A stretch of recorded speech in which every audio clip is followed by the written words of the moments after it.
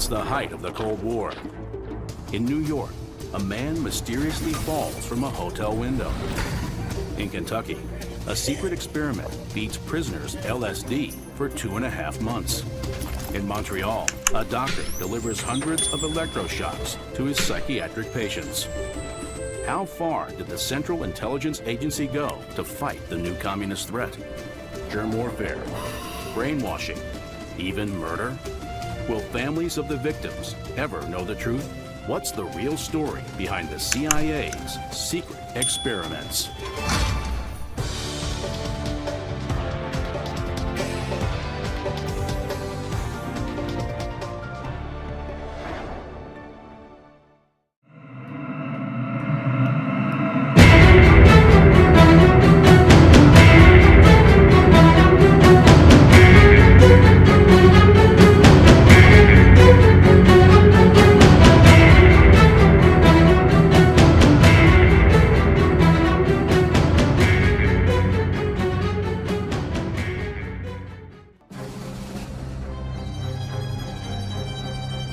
Manhattan, 1953, 2 a.m. on a chilly Thanksgiving weekend.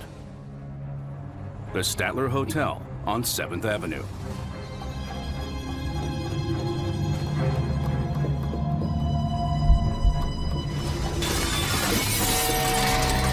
A man plunges to his death from the 13th floor. Night manager Armin Pastor is first to the scene. I rushed out, and there I see a body lying next to this partition. I never expected him to be alive, but he was laying there looking at me, trying to speak to me. A very earnest look in his eyes, wide open.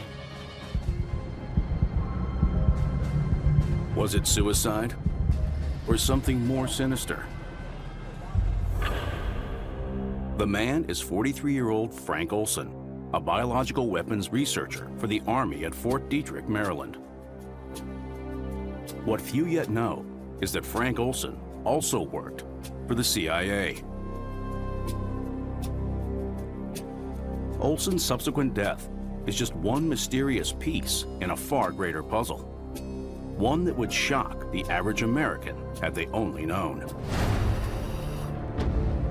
In the wake of World War II, the U.S. government is engaged in a large number of secret medical experiments designed to help win the Cold War. Exposing unknowing members of the public to biological and chemical agents. Developing techniques for mind control to create a so-called Manchurian candidate. Even planning assassinations on powerful third world leaders. What was the extent of these brainwashing experiments? How did the CIA become involved in such far-reaching and disturbing research?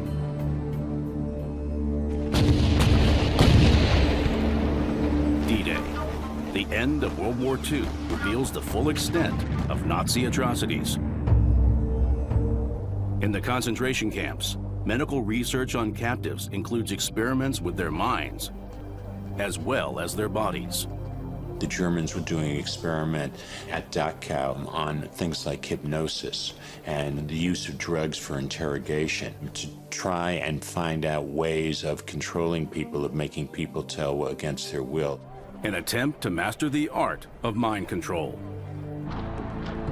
In the years that follow, the Cold War escalates at an alarming rate, with the superpowers competing for military and scientific supremacy. Espionage is the name of the game. The CIA embarks upon a multi-million-dollar, highly classified research program into the covert use of biological and chemical materials, an innocuous term for a frightening variety of unorthodox weapons. Bacteria to infect the enemy, poisons for assassinations, truth drugs for interrogations. Spearheading these undercover efforts is Dr. Sidney Gottlieb, head of the CIA's top-secret chemical division. Gottlieb works closely with Army scientists at Fort Detrick, Maryland, developing biological weapons for the agency's use. Included in the medicine chest at Fort Detrick would have been anthrax, the plague, brucellosis, all the major diseases. In 1953, these special operations at Fort Detrick are headed up by Frank Olson. The week of Thanksgiving, Olson is in New York on a doctor's visit, but details are unclear. He never makes it home. His family learns of his death early Saturday morning. Olson's son, Eric, is 9 at the time. And they basically said, you know, we have something we have to tell you, and proceeded to say that my father had fallen or jumped out of a window in New York City. The story is as mystifying as it is devastating. There were no details, absolutely none. According to the medical report, Olson's neck and face are badly lacerated. At the funeral, the casket remains closed. And the explanation there was that they said he was too badly injured to be seen. Unbeknownst to the family, present at the funeral are 2 men from the CIA, Dr. Sidney Gottlieb and his deputy, Dr. Robert Lashbrook. There's something Olson's family doesn't yet know. Agent Lashbrook was in the New York hotel room when Olson fell out the window and died. The mysterious circumstances of Olson's death raise many questions. Some answers lie buried in his secret life, working for the CIA. Olson's specialty is aerosol delivery systems. But by 1953, his career has evolved into top-secret research into germ warfare and more. Together, the CIA and the Army's Special Operations plan experiments on the dispersal of their new biological weapons. More than once, they simulate an attack on an entire city.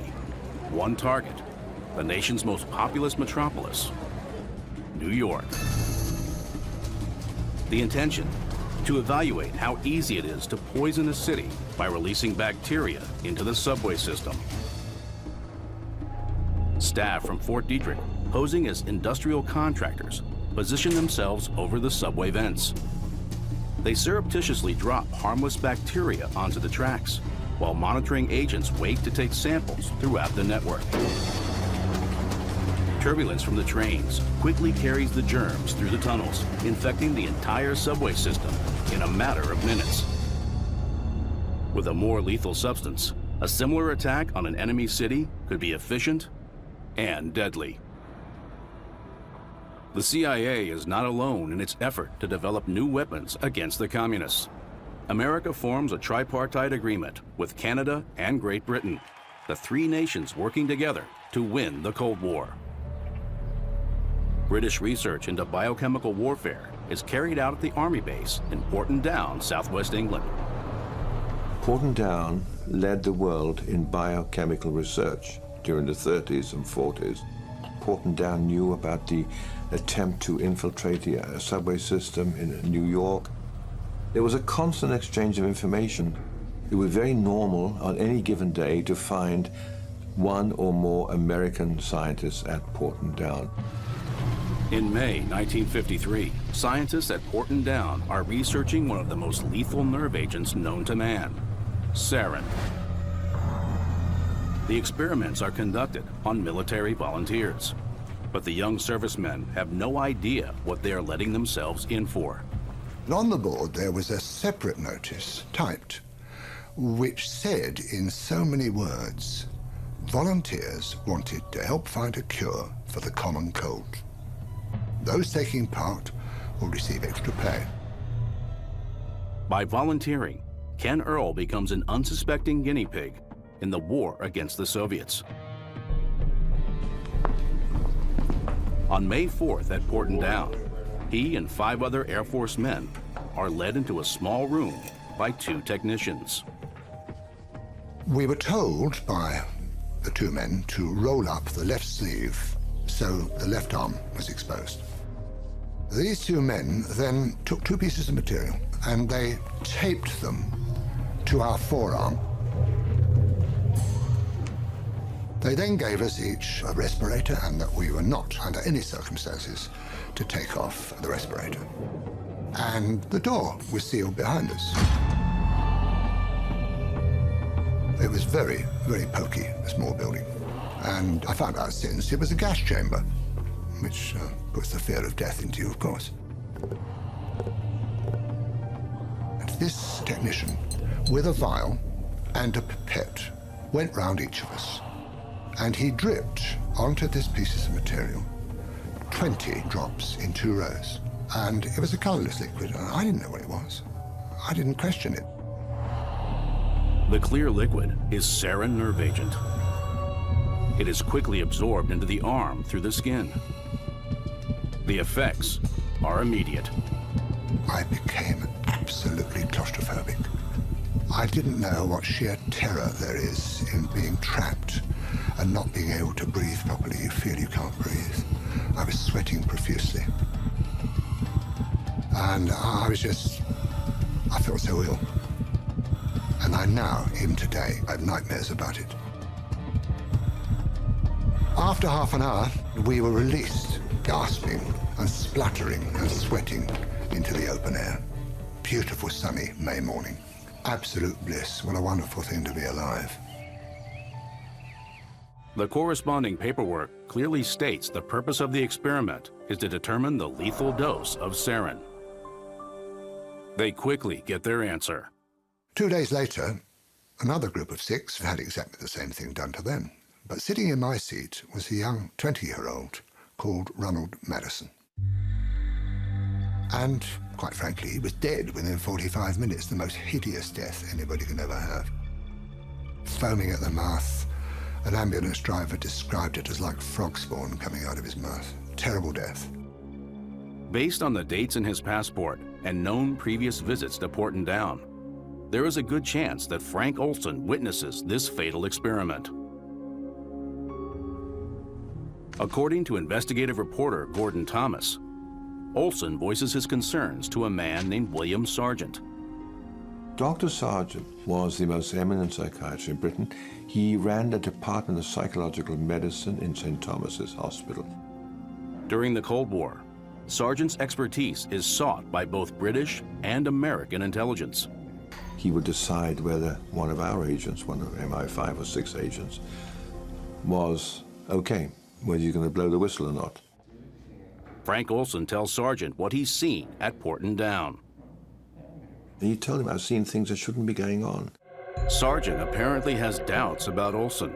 Can the Americans still be trusted with top secret research of the Cold War?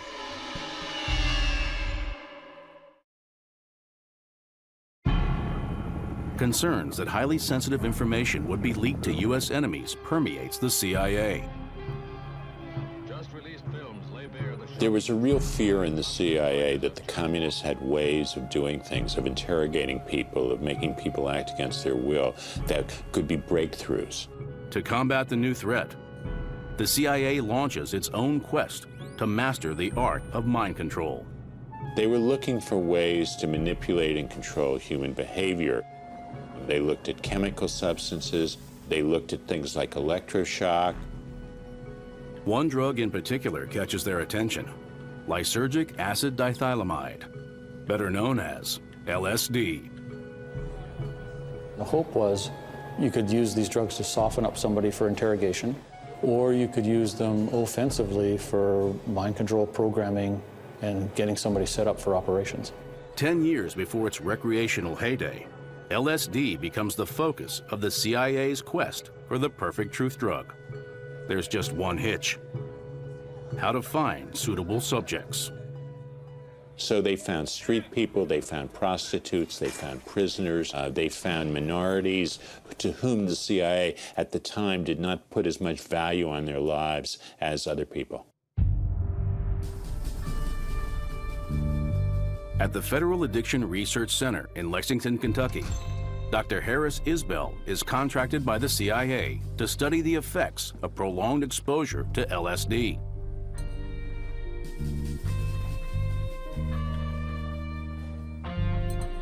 His subjects are incarcerated heroin addicts, mostly African American.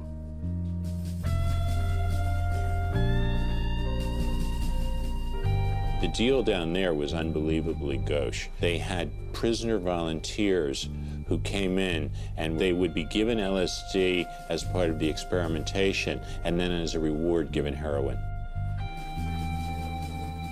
In one experiment, prisoners are kept on increasing doses of LSD for 77 straight days.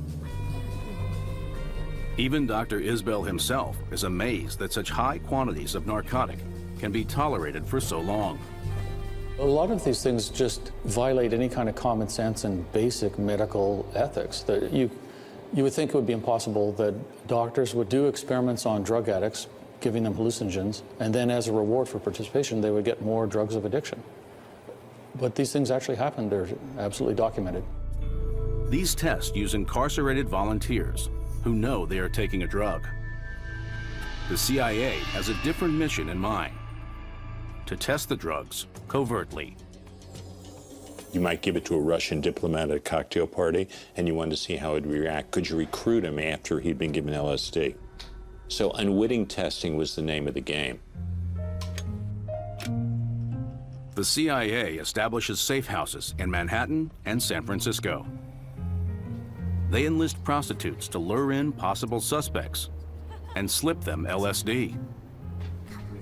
Local gangsters are used as guinea pigs to represent enemy agents with secrets to share. The agency listens in, hoping the combination of girls and drugs will get the men to talk. Narcotics agent Ira Feldman is responsible for finding those unwitting subjects. We got prostitutes to come in and speak to these guys.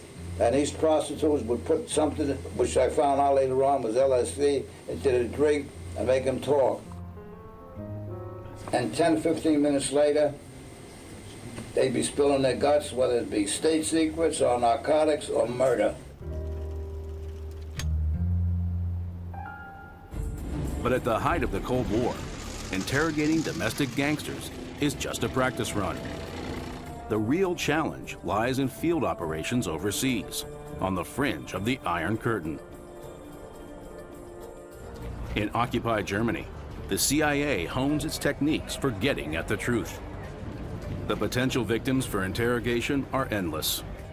Defecting scientists with valuable information to share. Suspected double agents selling secrets to the communists. All are fair game for the CIA. A person would be taken to a safe house in a secure location. They would be kept there for a period of at least days. They might have sleep and food deprivation. They would have possibly alcohol, barbiturates, hallucinogens, and other medications administered. And then a variety of interrogation techniques would be applied. In order to fully test these techniques, the agency must pursue the interrogations to the bitter end. There was an expression the CIA was using called terminal experiments, which were experiments that would lead to death or vast injury to the person. Among those who witnessed these experiments is Fort Detrick scientist Frank Olson. His passport shows several trips to Germany, including summer 1953. He is deeply disturbed by what he sees. On his way home through England, Olson visits once more with intelligence consultant William Sargent. To quote what Sargent told me, Frank was very different when he came back that time. He was quite aroused, in a sense, angry, upset. William Sargent is convinced the CIA now has a serious problem. He believes secrets from the Cold War are no longer safe in the hands of Frank Olson.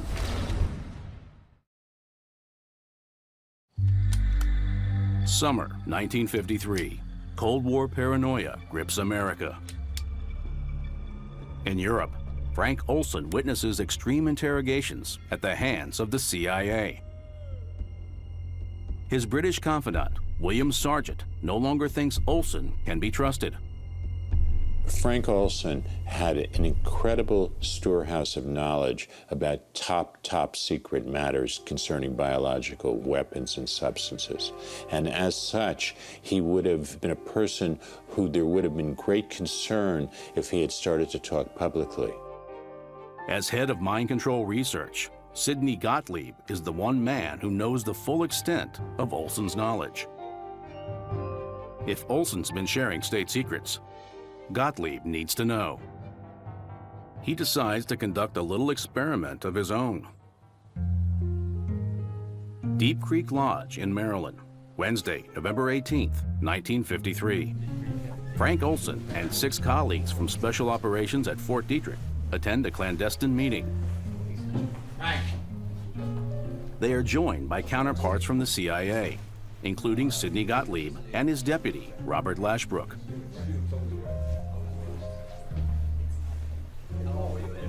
According to CIA documents, after dinner on Thursday night, Gottlieb slips a small amount of LSD into a bottle of Cointreau. So according to Gottlieb, when I met him, they were concerned that what if a scientist was kidnapped by the communists, and what if the enemy drugged that scientist, you know, would he be forthcoming? And they were going to test this by staging a scientific meeting and drugging the participants. And that my father was just one of a number who got this drug.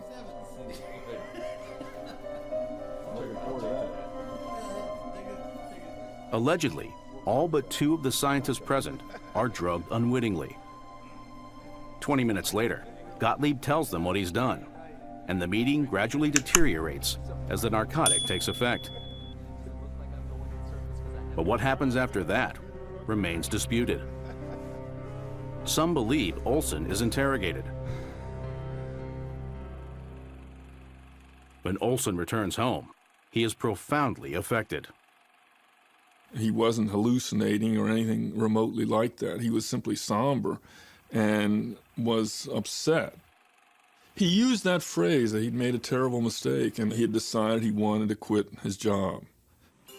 Instead of accepting Olson's resignation, his boss sends him to New York for psychiatric counseling.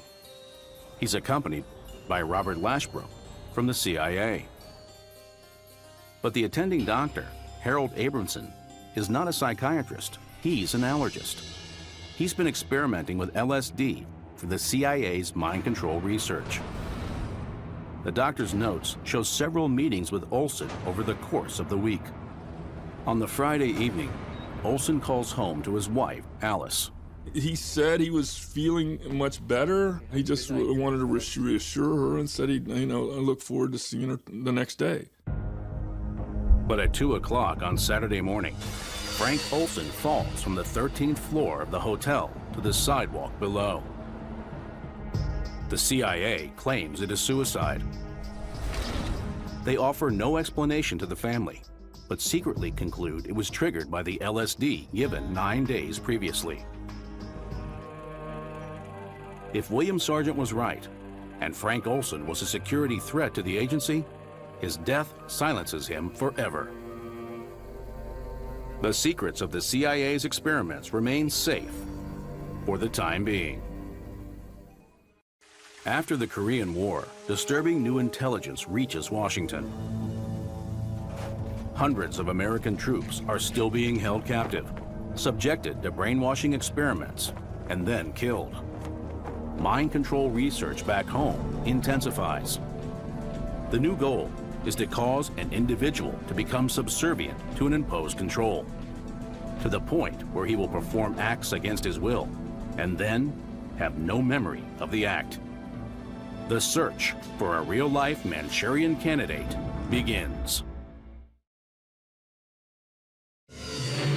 In the 1962 Hollywood classic, The Manchurian Candidate, directed by John Frankenheimer, a hypnotized soldier is programmed to assassinate a presidential candidate. Like a clip from the movie, the CIA attempts to create its own Manchurian assassins using hypnosis and drugs. You create this new identity inside that's hidden from the main part of the person by an amnesia barrier. And then using an access code, you can call out this new identity for whatever mission purpose. To produce such an assassin, the CIA faces two main challenges: how to induce amnesia and how to program in new behavior. In 1957, Dr. Ewan Cameron, an eminent psychiatrist in Montreal, believes he has the answers.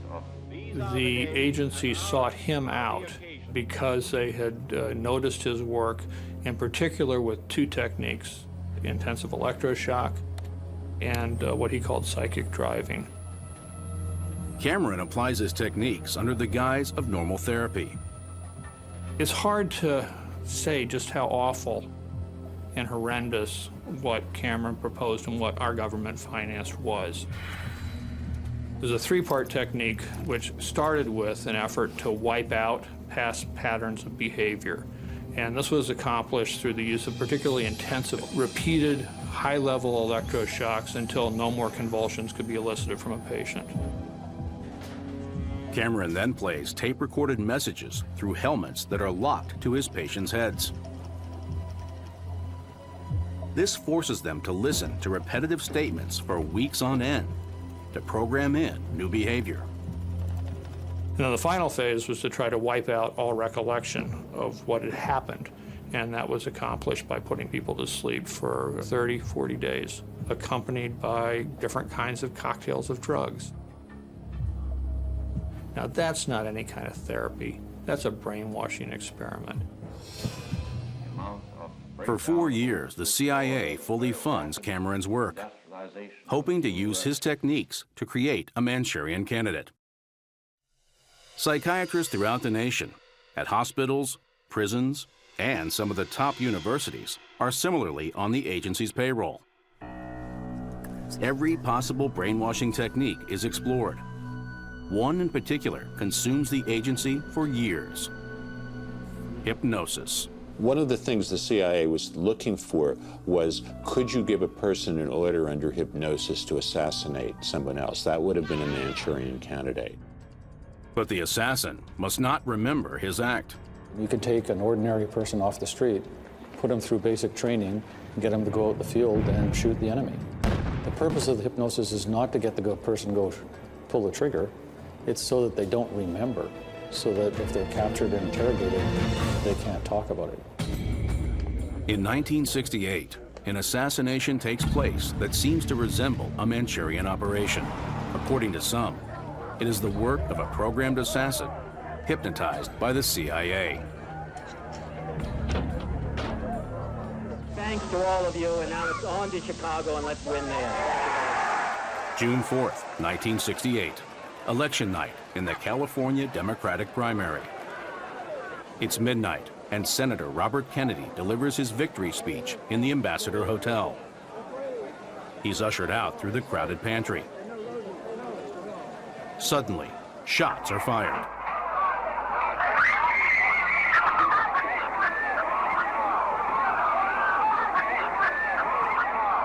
"26 hours later, Kennedy is pronounced dead.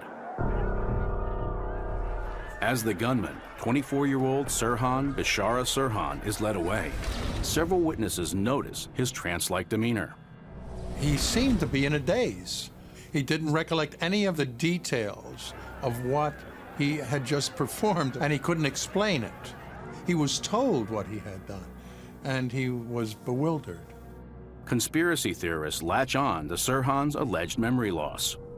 They are convinced Sirhan's a Manchurian candidate, hypnotized by the CIA to assassinate Kennedy. The culmination of 2 decades of mind control research. But why would the CIA want Robert Kennedy dead? Sirhan's attorney believes there are 3 motives. Number 1, Vietnam. Bob Kennedy was diametrically opposed to the war in Vietnam. The ending of the war in Vietnam would have gone adversely to the bottom lines of some of the major corporate entities in the United States who were making fortunes on that war. Reason number 2, Cuba. Bob Kennedy himself had come to the conclusion that the time was ripe for a deal to be done with Castro in Cuba. And that was not making him very popular. And finally, his own brother's death. He was going to reopen the investigation of the assassination of his brother. That was making a lot of people edgy. Was Sirhan's mind hacked? Had he been hypno-programmed by the CIA?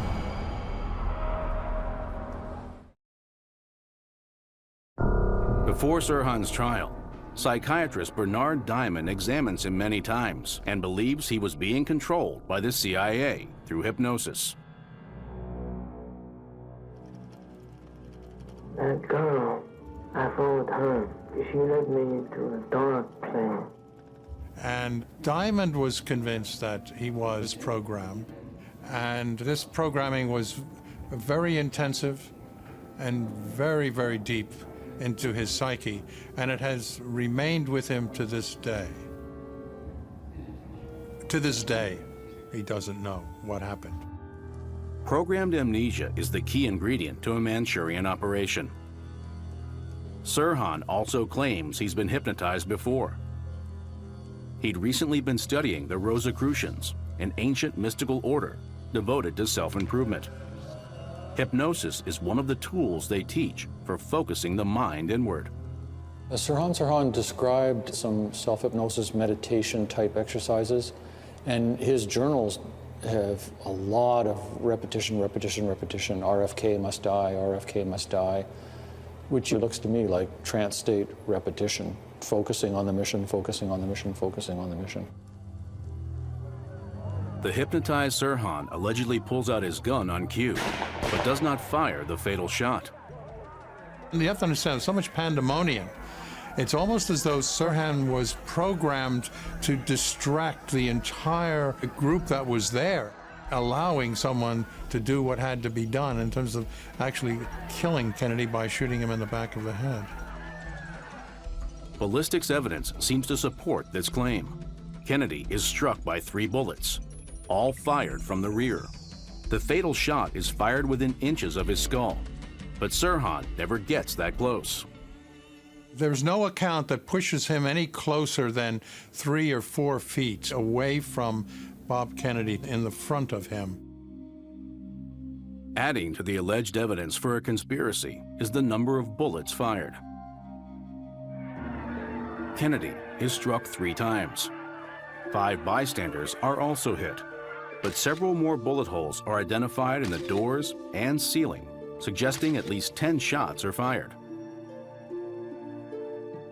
Sirhan's pistol, a .22 caliber, only holds 8 rounds. More than 8 bullets would require a second gun.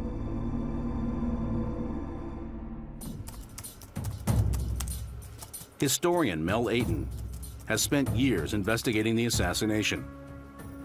He believes that Sirhan could have shot Kennedy at close proximity from behind, even while standing 3 feet in front of the senator. When Kennedy was moving through with the crowd through the pantry, he turned to his left to shake hands with the kitchen workers. Kennedy reaches across with his right arm, presenting Sirhan with the right side of his body as a target. And then Robert Kennedy was shot under the armpit because obviously his right arm was being raised as a defensive reaction. And then the arc of the gun was pursuing Kennedy's head as Kennedy was going down. To determine the number of bullets fired, Ayton sends acoustics expert Steve Barber a copy of the only complete audio recording to exist of the assassination. All of a sudden I hear pop, pop, pop. And then a blood-curdling, high-pitched female scream just after the shots. 2 unidentified thumps occur just 3 seconds before the first pop. I rule thump number 1 completely out. It sounds like the microphone has bumped into something. Thump number 2, I think, is either a door banging into a wall or a balloon exploding. A graph of the recording clearly shows a spike each time the gun is fired. Distinctly, 8 bullets were fired. If the conspiracists believe there are more than 8 gunshots, then they're going to have to explain the lack of those gunshots being captured on this recording. There is no doubt in Ayton's mind that Sirhan was the lone assassin, and the CIA had nothing to do with it. By 1968, after investing millions of dollars, the agency abandons its research into programming a hypnotized assassin, concluding it can never work. You do not relinquish your will. You do not become a dupe, a patsy, or a mindless automaton, despite some public beliefs that this may be the case. In 1972, Sidney Gottlieb terminates the agency's research into the biological and chemical control of human behavior, citing its decreasing relevance to covert operations. The American public remains oblivious that the CIA's mind control program ever existed. But that is about to change. On June 11, 1975, the Washington Post reports on a civilian scientist who was unwittingly given LSD and jumped from a Manhattan hotel window. No names are mentioned, but the Olsons immediately recognized the story of their father's death 22 years before.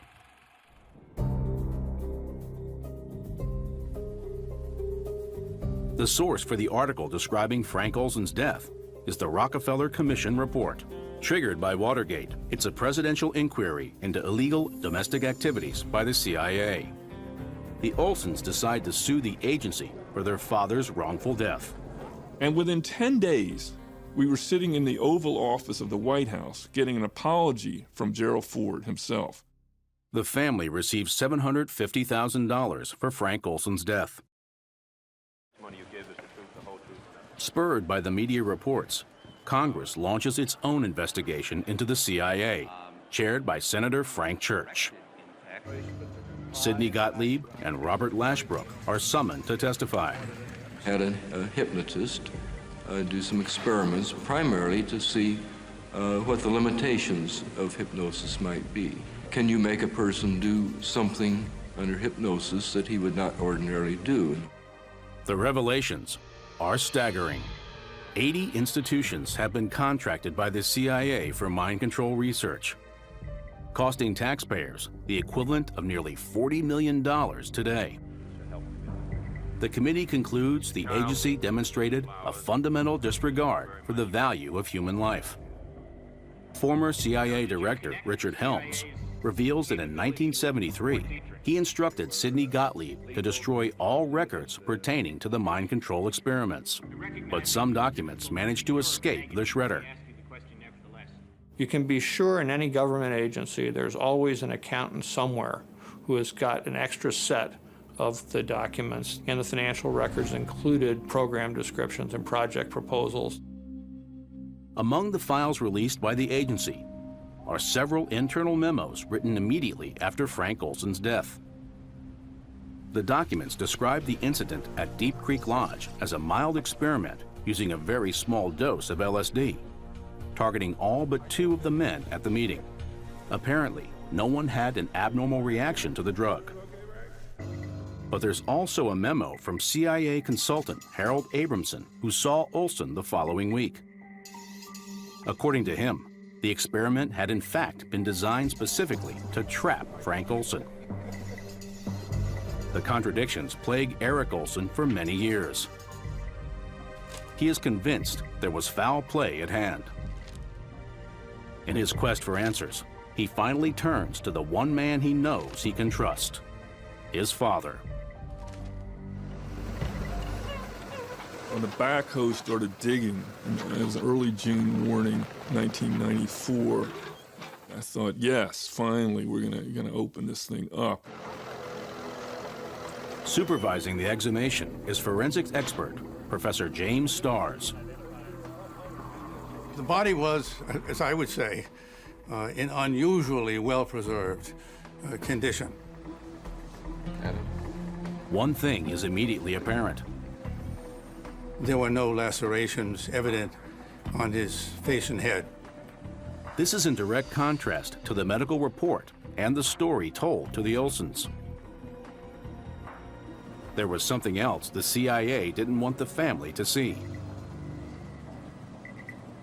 what is present, but not mentioned in the medical report, is a large bruise above the left eye. But Olson hit the ground feet first, and then fell backwards. Could have been that someone did, as we anticipated initially, cosh him, hit him on the head, rendering him unable to protect himself, and then did the inevitable, threw him out the window. If true, then Frank Olson was murdered. During his investigation, Eric Olson makes an alarming discovery. The same year Frank Olson dies, the CIA publishes its first assassination manual. And that assassination manual specified the ideal way in which you murder somebody, but you make it look like an accident. And the best way, they said, to do this was from a fall from a high window, at least 75 feet. And they said you should stun the subject, that's the verb, stun the subject before dropping them with a blow to the temple above one of the eyes.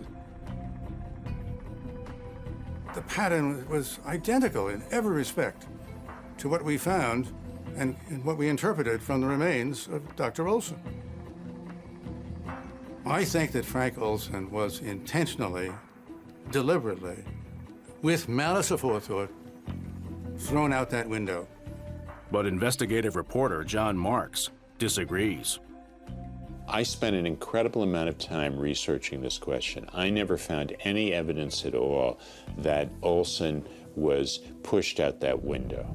I think you have to face the facts here that when you're doing this kind of government illegal, immoral, top secret work, you have to be prepared to face the consequences, which include disposal of problematic people. Well, what other cover story can you tell besides suicide? Frank Olson's children say that when they first learned LSD had led him to his death, they were relieved that suicide was not really his idea. Then they became angry. They are still angry. Over 60 years after Frank Olson's death, his sons Eric and Niels Olson continue to seek justice for their father. We intend to sue the Central Intelligence Agency for the wrongful death of my father. In so doing, we hope the full story of Frank Olson's death will emerge. The court case, filed in November 2012, accused the CIA of concealing the truth about their father's death in 1953. If the court challenged the CIA to open its files, the Olsons might find the missing pieces to the puzzle.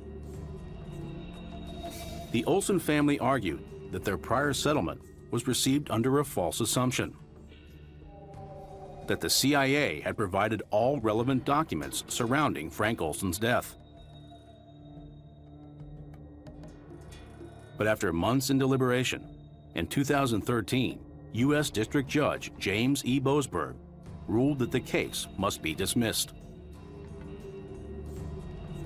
The $750,000 settlement received in 1975 and the decade's delay in filing the suit left Boasberg unable to process the case any further. The Olson family could not sue the U.S. government.